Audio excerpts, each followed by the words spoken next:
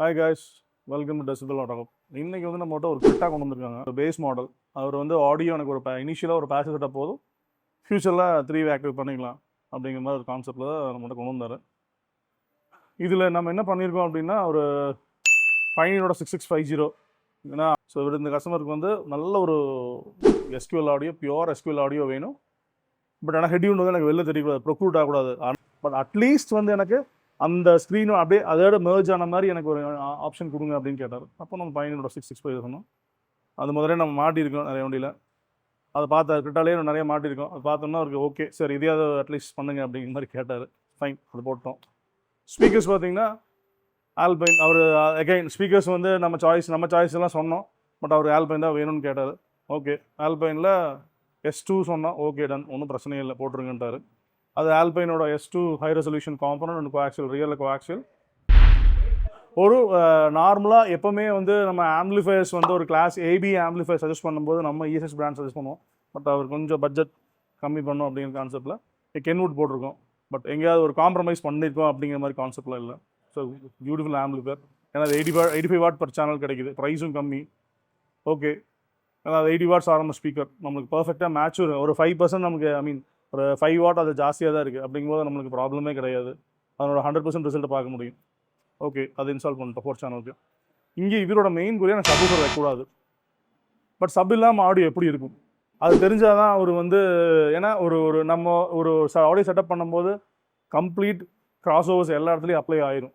உங்களுக்கு ஹைஸ்னால் ஹைஸ் மட்டும் தான் அந்த ஸ்பீக்கர் ப்ளே ஆகும், மிட்ஸ்னால் மிட்ஸ் மட்டும் தான் ப்ளே ஆகும். கண்டிப்பாக சப்வூஃபரோட ஃப்ரீக்வன்சியை எந்த ஸ்பீக்கர்னாலையுமே ஹேண்டில் பண்ண முடியாது. சப்வூஃபரோட நோட்டை எந்த ஸ்பீக்கர்ஸ்னாலையுமே ரீக்ரியேட் பண்ண முடியாது. It's not possible. மேபி அந்த ஃபீல் வேணால் கொண்டு வர வைக்கலாமே தவிர இந்த சப்போட எக்ஸாக்ட் நோட் வந்து கண்டிப்பாக சப்வூஃபரில் மட்டும்தான் வர வைக்க முடியும், ஸ்பீக்கர்ஸில் வர வைக்க முடியாது. அவர் சொல்லி புரிய வச்சு அவருக்கு ஒரு டெமோவும் காமிச்சு, சப்வூஃபர் இல்லாமல் இப்படி தான் இருக்கும் அப்படிங்கும்போது ஒரு டெமோ காமிச்சோம். அவர் ஓகே ஃபைன் அப்படிங்கிற மாதிரி ஏதோ ஒரு சப்பு வைங்க, பட் ஆனால் எனக்கு வந்து டிக்கி ஸ்பேஸ் ஒரு துளி கூட எனக்கு கிடைக்கூடாது. ஏன்னா நான் நிறைய ட்ராவல் பண்ணுவேன், லக்கேஜஸ் ஃபுல்லாக யூஸ் பண்ணுவேன், பெரிய சப்பே எனக்கு வேண்டாம், சப்பு லைட்டாக இருந்தால் போதும் அப்படிங்கிற மாதிரி கேட்டதுனால ஒரு அண்டர்சி சப்வூஃபர் அவுரா. இதுதான் ஃபஸ்ட் டைம் இந்த ப்ராடக்ட் யூஸ் பண்ணிடுறோம். அவுரா வெனம் சீரிஸ் கிட்டத்தட்ட 250 வாட் ஆர்எம்எஸ் வருது அந்த யூனிட்லேருந்து. It's quite good. இப்போ நீங்கள் மற்ற ஆக்டிவ் சப்வூஃபர் கம்பேர் பண்ணும்போது it is really good.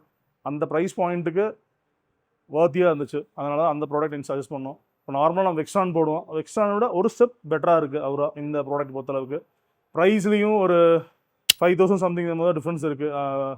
So அதனால் நம்ம இதே போட்டுக்கலாம் அப்படின்னு சஜஸ்ட் பண்ணால் ஓகே இன்ஸ்டால் பண்ணுங்க அப்படின்னாரு. போட்டதுக்கப்புறம் கிட்டத்தட்ட நம்ம ஒரு பெரிய சப்வூஃபர் வச்சா என்ன மாதிரி, ஐ மீன் ஒரு தனியாக டெடிக்கேட்டட் ஒரு சப்வூஃபர் வித் ஒரு ஆம்பிளிஃபயர் வச்சா என்ன ஒரு அவுட் பெர்ஃபார்மன்ஸ் கிடைக்குமோ அது கிட்டத்தட்ட ஒரு 75% மேட்ச் ஆச்சு.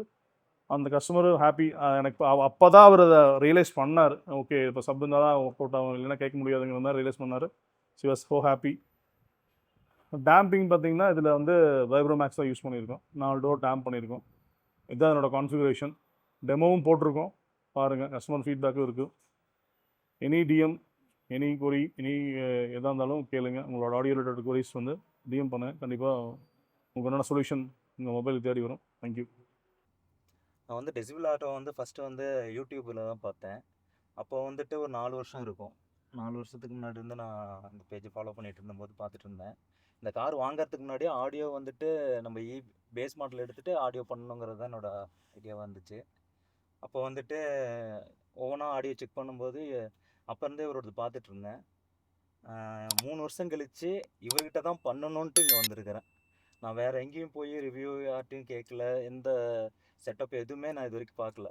இங்கே தான் பண்ணணும்னு வந்தேன். வந்ததும் எனக்கு டெமோ காட்டினார். டெமோ காட்டினதோட என்னோடய பட்ஜெட்டை நான் சொன்னேன். பண்ணிக்கலான்னு தான் சொன்னார், முடியாதுன்னு சொல்லவே இல்லை. பண்ணி தந்தார். இப்போ ஆடியோ கேட்டோம், செம்மையாக இருக்குது. வேல்யூ ஃபார் மணி, அவ்வளோதான். ஒரே வார்த்தையை முடிச்சிட்டேன் நான்.